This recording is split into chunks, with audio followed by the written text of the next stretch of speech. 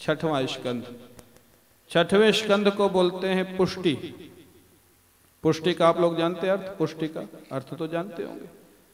पुष्टि मार्ग है ना, गुजरात में पुष्टि मार्ग बहुत है। तो पुष्टि का अर्थ क्या होता है मालूम?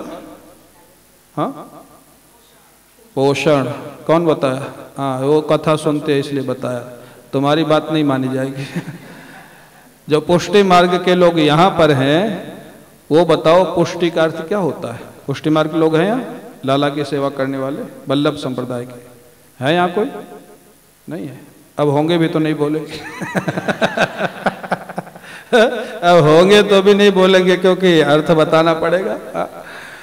तो पुष्टि मार्ग का अर्थ होता है, पुष्टि का अर्थ होता है पोषण, और पोषण का अर्थ होता है कृपा। हाँ, कृपा, जहाँ भगवान की कृपा से सारा काम होता है। हाँ, इसलिए श्री वल्लभ संप्रदाय में लाला की सेवा है। हाँ, बाल लीलाओं का ही आनंद लिया जाता है और ये मानते हैं लाला की कृपा से ही सारा काम होता है महाराज। हाँ, पोषण, कृपा। तो ये छठवां स्कंद जो है ना भागवत में, ये पोषण है, पुष्टि है। और इसमें अजामिल की घटना से बताया जाता है कि भगवान चाहे तो कृपा करके किसी का भी उद्धार कर देते हैं। हाँ? अजामिल, अजामिल का अर्थ होता है, जानते हो अजामिल का अर्थ क्या होता है? अजामिल, हाँ, अजेन अमिलति और अजया मिलति। अजा माने माया, अज माने परमात्मा। जो परमात्मा से दूर रहे और माया से लिपट जाए उसका नाम अजामिल। हाँ, माया में जो लिपटा हो, माया में जो फंसा हो और भगवान से दूर रहता हो, भगवान का भजन न करता हो, उसका नाम। तो पहले तो अजामिल था ही, आज भी संसार में बहुत अजामिल है कि नहीं? है ना? किसी को बोलो चलो भजन करो, थोड़ा कथा सुनो, सत्संग करो, जानते हो क्या बोलते हैं? मरने का तो समय नहीं महाराज। हाँ, कथा कौन सुने? हाँ, जैसे उनसे यमराज पूछेंगे कि तुम्हारे पास अब समय है कि नहीं तो मैं आ जाऊं। हाँ, क्या आप फ्री हो गए कि नहीं? हाँ, सारा काम खत्म हो गया। सारा काम खत्म कभी होने वाला है नहीं। हाँ, यमराज भी अगर पूछ के आवे तो कोई जाने के लिए तैयार होगा कि नहीं होगा? कोई नहीं होगा। हाँ, कोई तैयार नहीं होता है। एक बार नारद जी ने, महाराज जी सुनाते थे, नारद जी बैकुंठ गए भगवान के पास दर्शन करने और देखा कि बैकुंठ खाली पड़ा। नारद जी ने कहा प्रभु इतना सुंदर बैकुंठ बनाया और आप किसी को यहाँ रखते नहीं। विष्णु भगवान ने कहा नारद जी कोई आता ही नहीं, मैं क्या करूं? मैं तो चाहता हूं कि लोग बैकुंठ में आए, कोई आता ही नहीं। हाँ, नारद जी ने कहा इतने सुंदर जगह कैसे नहीं लोग आएंगे? बोले अच्छा नारद जी तुमको छूट है, बिना शर्त तुम जितने ले आओगे सबको रख लूंगा, बिना साधना के, बिना शर्त के। नारद जी बोले ठीक है। नारद जी आ गए वासत की कथा में। मनु भाई के यहाँ कथा हो रही थी। नारद जी बोले जो कथा में बैठे हो तो सब भक्ति होंगे। नारद जी आ गए, सब लोगों से पूछा कथा में आनंद आ रहा है? बोले आ रहा है। किस लिए सुन रहे हो? भगवान के लिए। भगवान के धाम को जाना है? बोले हाँ जाना है। नारद जी बोले तो चलो। बोले अभी? अभी थोड़ा जाना है, अभी तो घर जाना है। अभी तो शादी में शामिल होना है, फैक्ट्री का उद्घाटन करना है, बेटे को देखना है, बच्चों को देखना है। जितने श्रोता बैठे थे अंदर बाहर, हाँ, यहाँ भी सबसे नारद जी ने पूछा तुम चलोगे? बोले चलेंगे लेकिन अभी नहीं। हाँ, सबके पास एक ही जवाब था, जाना तो है लेकिन अभी। क्यों, आपके पास भी यही जवाब है ना? सच्चाई यही है ना? हाँ, नारद जी बड़े निराश हो गए। नारद जी ने देखा एक 80 साल के बूढ़े बैठे हुए, हाँ, चंदन लगाए, माला जप रहे। नारद जी ने सोचा भी तो 80 साल के हो गए, माला भी जप रहे हैं, ये तो शायद चलेंगे। उनसे पूछा बाबा जी आप चलोगे? दादाजी? बोले हाँ नारद जी चलना तो है लेकिन 1 साल बाद आता है। बोले वो क्यों? बोले बेटा ऑफिस चला जाता है और पौत्र को मैं देखता हूँ। हाँ, गुजरात में क्या बोलते हैं? पोता।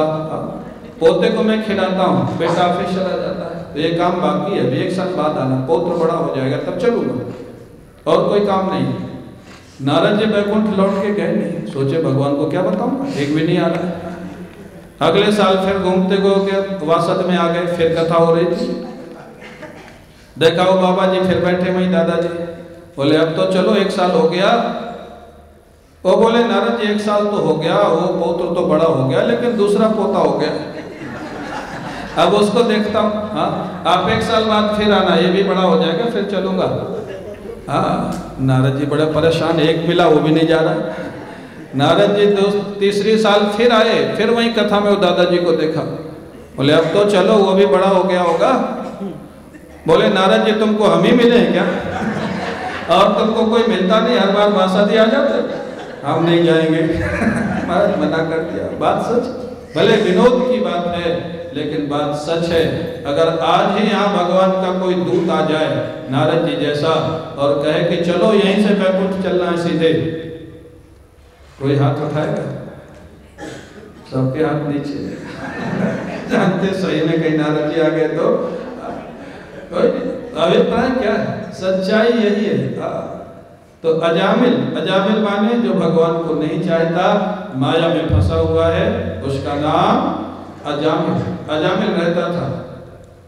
लेकिन अजामिल की जो कथा है वो थोड़ा अलग है, समाज में जो प्रचलित है उससे थोड़ा अलग है। भागवत में अजामिल जो है पहले जीवन में, प्रारंभिक जीवन में बड़ा धर्मात्मा है, गायत्री जप करता था, अग्निहोत्र करता था, माता पिता की सेवा करता था।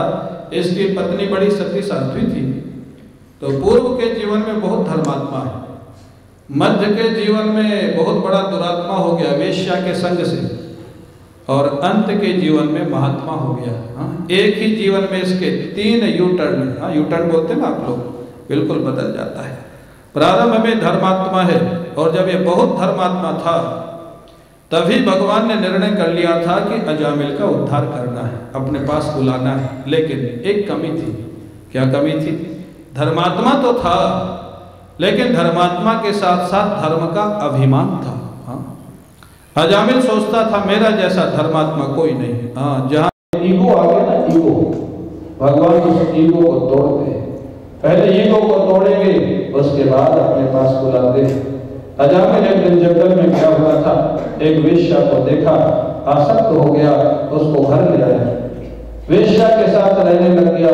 अब तो महाराज माता पिता की सेवा छूटने लग गई, सती साध्वी पत्नी भी छूट गई, सबका साथ छूट गया, भगवान का पूजा पाठ छूट गया, सारे सत्कर्म छूट गए, सारे लोग छोड़ छोड़ के चले गए। अब वेश्या के साथ रहता था, वेश्या के संग से इसको 10 पुत्रों की प्राप्ति हुई, 10 बेटे हुए। सबसे छोटे बेटे का नाम महात्माओं ने रख दिया था नारायण। अब अजामिल का प्रेम सबसे ज्यादा सबसे छोटे बेटे से था। और भागवत में 2-3 जगह पे बात आती है, लोगों का प्रेम मनोवैज्ञानिक ढंग से या तो सबसे बड़े बेटे से ज्यादा होता है या सबसे छोटे बेटे से ज्यादा होता है, बीच वाले थोड़ा घाटे में रहते हैं। लेकिन आजकल वो समस्या नहीं है। क्यों? बीच वाला होता ही नहीं। 2 ही होते हैं, तो एक बड़ा और एक छोटा, बीच वाला कहाँ होता है? हाँ? तो अभिप्राय, लेकिन पहले जहाँ 4 बच्चे, 5 बच्चे, 7 बच्चे, 9 बच्चे।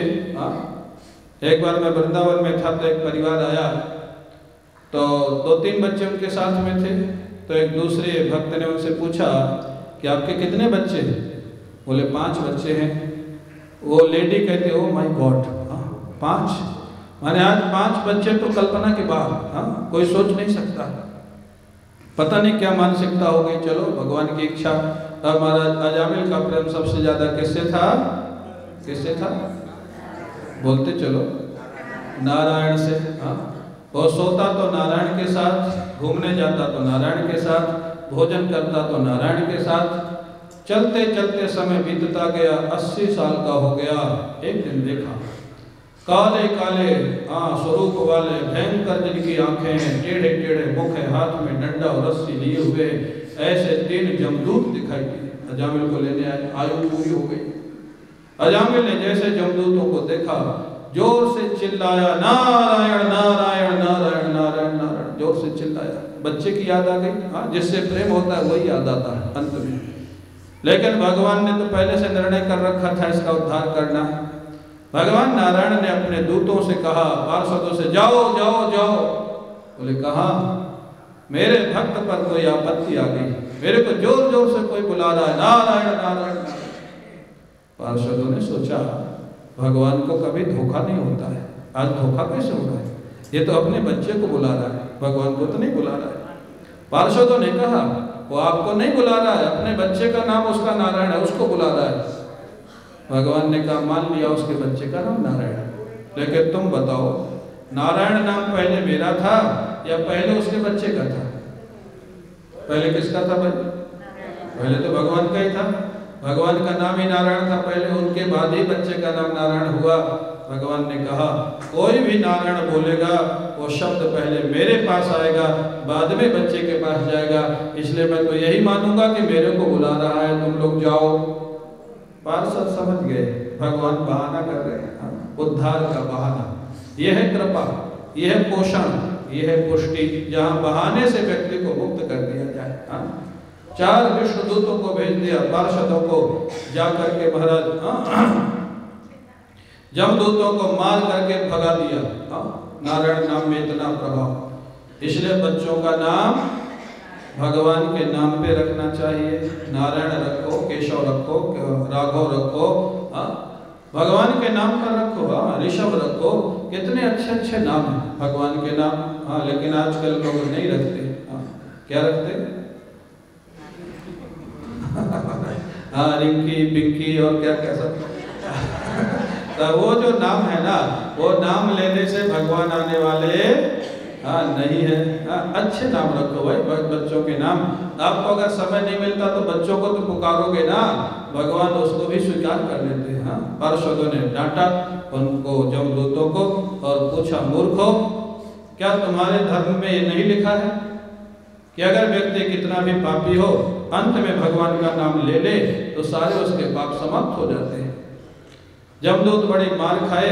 विष्णुदूतों ने कहा अंतिम समय में अरे कोई महाराज किसी भी तरह संकेत में, उपहास में भगवान का नाम ले ले तो भी मुक्त हो जाता है। इसने तो स्पष्ट लिया है नारायण नारायण नारायण, ऐसे नाम लिया, स्पष्ट नाम लिया। उपहास में जानते हो उपहास में कैसे नाम लिया जाता है?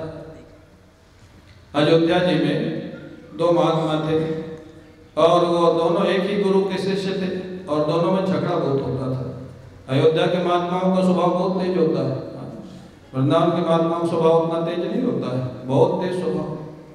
अब महाराज दोनों में झगड़ा हो जाता था, रोज गाली गलौज। गुरु जी ने कहा तुम झगड़ा तो करते हो लेकिन गाली गलौज मत किया करो, साधु होके गाली देते हो अच्छा नहीं लगता है।